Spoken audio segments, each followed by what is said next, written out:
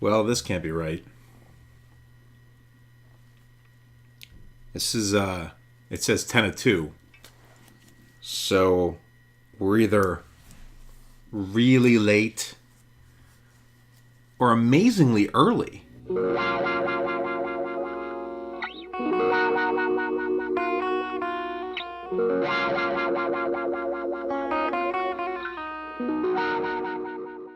Connectors, what is up? DK here. Hope you're having a great day today. And today I want to talk about strategic planning. Oh! I know. Very often when you hear those two words combined, strategic planning, you get all... it just all... And the reason for that, of course, is because strategic planning is the most cliched action, exercise, thing that we're all said to do, things that we have to do in the nonprofit sector ever. With possibly the exception being wordsmithing that mission statement to death. Yeah, that's probably number one. The truth of the matter is, though, strategic planning is super important. And if you're not doing it, you got to do it. You got to have a plan. You got to have a plan that's well beyond the next day, the next month. You got to look out for some period of time. And how long? Maybe a year? How about 10 years? No, you know what? I think it should be anywhere between 3 and 5 years. If you go anywhere between those years, 3, 4, 5 years, you can have yourself a good plan that you can live with. But a couple of things I want to stress about what a strategic plan is.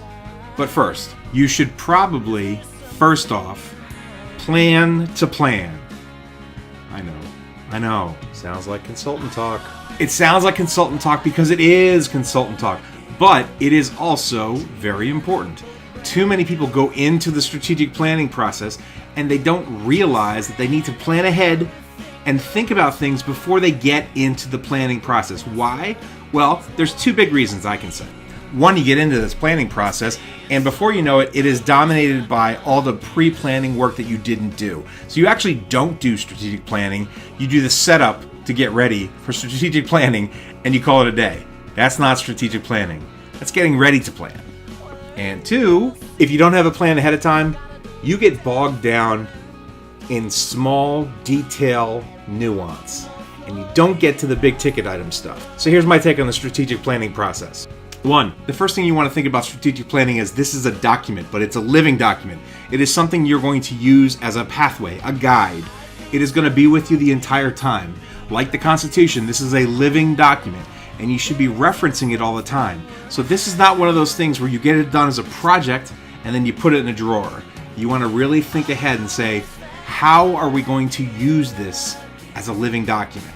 And that means, of course, that it has to be something that you can actually use, that your board members can actually use, that your staff members can pull from, that can use that in their thinking, strategic thinking of their day-to-day, of their quarter, of their year, when the budget cycle comes around. This thing has to be active. It shouldn't be the project and then the project in the drawer. Two, who's in the room for this? Now, the easy answer, of course, is it should be your executive director and your board. And that's probably true. But I would suggest you might need a few others in the room that would make sense strategically for this planning. Who, you might ask? Well, you might want to consider some of your top donors, your stakeholders. You should ask the key stakeholders if they can be a part of this. Not a lot of them, a few of them. Another thing might be elected officials, your leadership in your community. It might make sense to have them there. Why?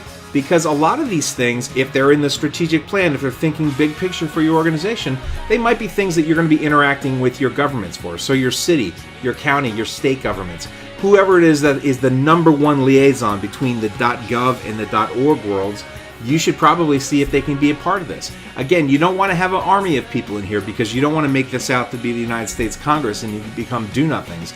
But you want to have some good voices in that room because this document is going to be live. Then some good housekeeping stuff. Find a good venue. Find a place that's comfortable. Find a place that has tech.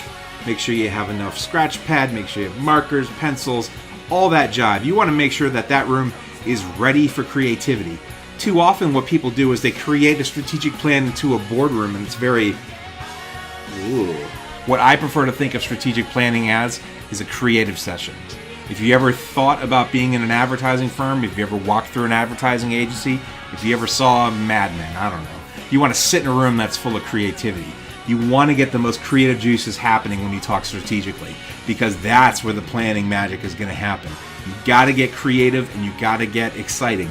So the room should feel that. So when people walk in that room, they know, one, it's for business, but two, it's for creativity, because that's what the strategic plan will do for you, is give you creative tools to move you forward and get to your goals at the end. And that's it. I'm going to leave it right there, because I think there's probably more to talk about from the nuts and bolts of strategic planning, but I think the best thing to do first before you do any strategic planning is to plan for it. Make sure you have a clear and concise goal of what you want out of this plan. It should be something that you're going to walk out of there that's going to be nimble. It's going to be a living document. It's going to be something that you utilize in every aspect of the staff. And you're going to make sure that the board members realize that they're going to reference this as well. This strategic planning process too often becomes the exercise in strategic planning and less about the end goal, which is a living, breathing document that you can reference and you could base a lot of your decisions off of. Be it strategic, that means that you want it to be something that is going to carry you in a pathway you have. If it's not the pathway you're on, why are we doing this? So make sure your organization realizes that strategic planning begins and ends with having the proper mindset going into it, pre-planning, the best people in the room, whether that's from the board staff or key stakeholders outside of the tribe, and make sure also that it is creative. If it is not creative, then you're going to have a static meeting and you're going to have a static document and you're going to be just turning it into a file and sitting it in your desk and never seeing the light of day until the next time somebody wants to do strategic planning. Guys, thank you so much for hanging out with me tonight. I do appreciate it. And please make sure you like us on Facebook. We're at Connect the Dots Movement. Be sure you follow us on Twitter at We Connect Dots. And if you got a question for me that you'd like me to tackle, answer, go over with you, shoot me an email. It's Doug at connectthedotsmovement.org. And you can follow me also on Twitter if you like, at DKnight44. Yep, reference to Syracuse University, the greatest university of all, the magic number 44. Guys, thank you much for hanging out with me. I do appreciate it. My name is DK. I hope you guys keep connecting, and I will see you around.